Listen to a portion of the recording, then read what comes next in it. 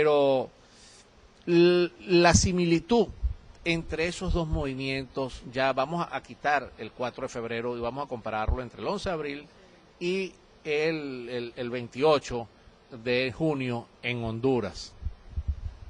Bueno, primero que nada quiero decirles a ustedes que me siento muy honrado por esta entrevista, porque, como decía el libertador Simón Bolívar, los hombres honestos y de luces son quienes deben conducir la opinión pública, y en mi criterio, yo que los conozco a ustedes como profesionales, de verdad que me siento muy honrado de que me estén entrevistando, porque considero que ustedes son gente de luces y gente honesta, intelectualmente honestos a la hora de tratar de formar la opinión pública, y sé el esfuerzo que están haciendo por llevar adelante una verdad que necesita el país.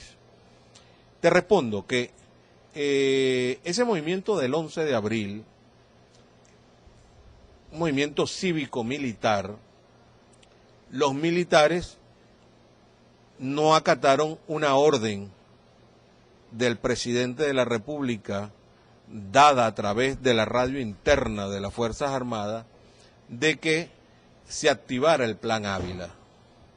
El Plan Ávila era un plan militar dirigido a masacrar a ese millón de almas venezolanas en las cuales iban hijos, nietos, ahí estaba todo el mundo marchando hacia Miraflores. Sencillamente el que estaba al frente de ese operativo, que era el general Manuel Antonio Rosendo, en entonces Cufán, no acató la orden dada por Tiburón 1, que era el presidente de la República. Activen el Plan Ávila, activen el Plan Ávila, y el Plan Ávila, gracias a Dios, nunca se activó, porque si se hubiese activado el Plan Ávila, los muertos en vez de 19 en Puente Llaguno, muertos por cierto, que está demostrado que fueron por francotiradores, aunque quienes están presos pagando esa pena son los policías que protegían a la marcha. Sí, te pregunto eso, Víctor, porque y lo que uno se encuentra, la gente dice, algunos están de acuerdo con lo que ocurrió en Honduras, otros no, otros los condenan, pero yo creo que de los dientes para afuera, pero en lo interno a lo mejor tienen otra concepción. Quizás dejándose llevar por alguna matriz de opinión a nivel generalizado, inclusive mundialmente. Te pregunto, porque en Honduras pareciera que sí se cumplió con la Constitución en cuanto a, bueno, no sabemos qué fue lo que ocurrió en esa madrugada, se llevaron, apareció en Costa Rica y no se sabe, ¿no? Pero es que nombraron, después se reúne el Congreso y designan al presidente del Congreso, que de acuerdo a la Constitución, el que lo sustituye. Aquí designaron a Pedro Carmona. Yo quisiera que tú nos explicaras cuál fue la razón. O sea, te lo voy a decir en concreto y en criollo para todo nuestro público. ¿En qué fallamos el 11 de abril? Es más o menos... Fallamos. Bueno, ¿en qué fallaron? ¿En qué fallaron? ¿En qué falló Carmona? Él fue parte de la historia, yo no estuve allí, yo no te vi por televisión. ¿En qué? Tú marchaste, yo también marchaba, pero... El 11 de abril yo marché y yo vi gente, ¿entiendes? Del 12 no estuve, pero no estuve a lo mejor porque estaba cansado del 11. Ajá, bueno, ¿en qué fallamos? Primero dejemos claro que lo que acaba de ocurrir el 28 de junio en Honduras no fue un golpe de Estado. Para que haya un golpe de Estado tienen que cumplirse dos características. Uno, la toma del poder por parte del estamento militar, y eso no ocurrió en Honduras.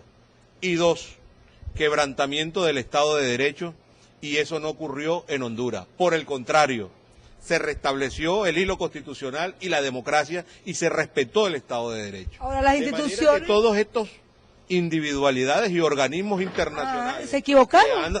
Por supuesto que están equivocados. Pero esa es la matriz de opinión y ellos aseguran o no oye a todo. Y tú tienes que aceptar lo que te traten de imponer. Ahora, ¿por qué? La idea es buscar la verdad. La verdad es que los golpes de Estado tienen dos características fundamentales. Repito, toma del poder por parte del estamento militar, y dos, quebrantamiento del Estado de Derecho. Ninguna de las dos cosas ocurrieron en Honduras. Preguntarnos, ok, supongamos que hubo alguna actuación irregular del ejército de Honduras, supongamos, vamos a suponerlo, pero eso no da pie para, si actuó mal el ejército dejara a alguien que estaba violando la Constitución. Me imagino que subsanó esa actuación del ejército el Congreso. Me imagino, no, estamos especulando, pero si hablamos de golpe, vamos a hablar de dos golpes, uno de Zelaya y uno del contragolpe. Es que a eso voy.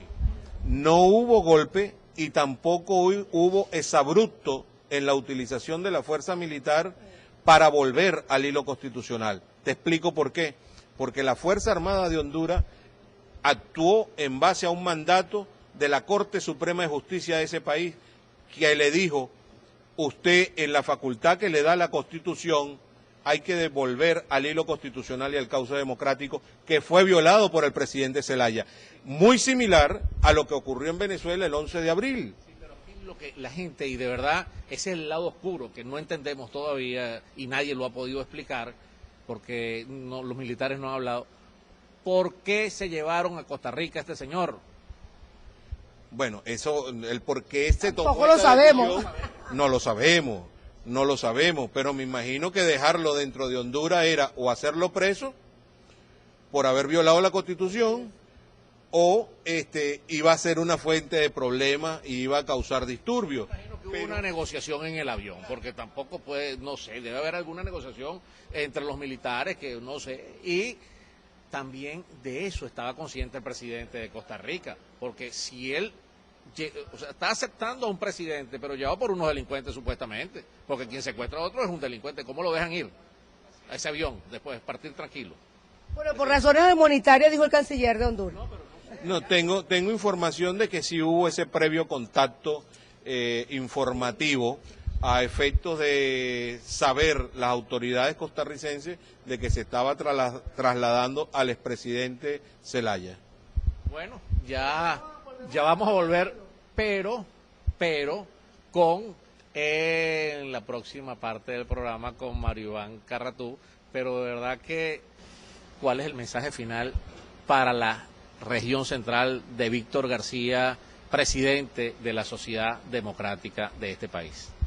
En dos palabras, consideramos que lo medular, lo importante, lo que debe llamar la atención de todos los venezolanos en este momento es devolver a Venezuela al cauce constitucional y democrático, y para ello todos los venezolanos, civiles y militares, tenemos que hacer uso del texto constitucional que nos ordena que volvamos al hilo constitucional y democrático. Así como la Constitución de Honduras establece lo que deben hacer los militares cuando se viola la Constitución, asimismo deben hacerlo los militares venezolanos, porque ese es un mandato constitucional que está en el artículo 328, donde establece cuál es el papel de las Fuerzas Armadas Nacionales, y el artículo 333, que establece cuál es el deber que debe tener todo ciudadano venezolano cuando se ha violado la Constitución del país.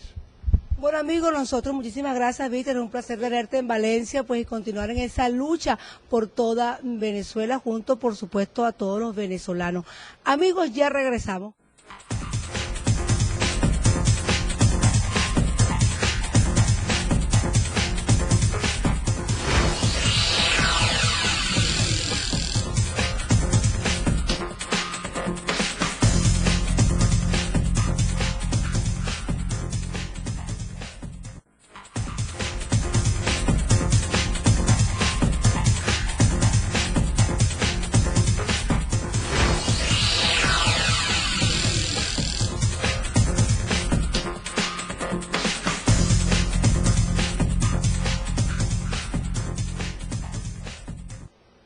Continuamos en esta última parte de nuestro programa especial del día de hoy. Ahora vamos a conversar, Pablo, con El vicealmirante Mario Iván Carratú Molina. Y de verdad que lo dejamos para lo último, en la recta final, por una razón muy importante, porque él viene del mundo militar. Y como estamos hablando del tema de Honduras, y ahí ocurrió algo militar, un movimiento militar, a nosotros nos gustaría que si puede aclararnos, si tiene alguna percepción de lo que ocurrió en la madrugada de este domingo 28 de junio. Bueno, primero que todo, gracias por la invitación al programa. Un saludo a la comunidad de Carabobo por la receptividad y hospitalidad que he tenido en el día de hoy, en esta breve visita, y pues que siempre me han atendido con mucho cariño y mucha hospitalidad. Básicamente tenemos que abordar el problema de Honduras, porque Honduras es particularmente diferente al resto de los países de América Latina, o sea, en Centroamérica. Es diferente. Y las fuerzas militares de Honduras tienen una formación y un concepto de la democracia diferente a lo de América Latina. Ellos vivieron mucho tiempo en guerra civil, ellos tuvieron problemas graves para lograr la paz en la región. Ellos tienen un mismo origen de independencia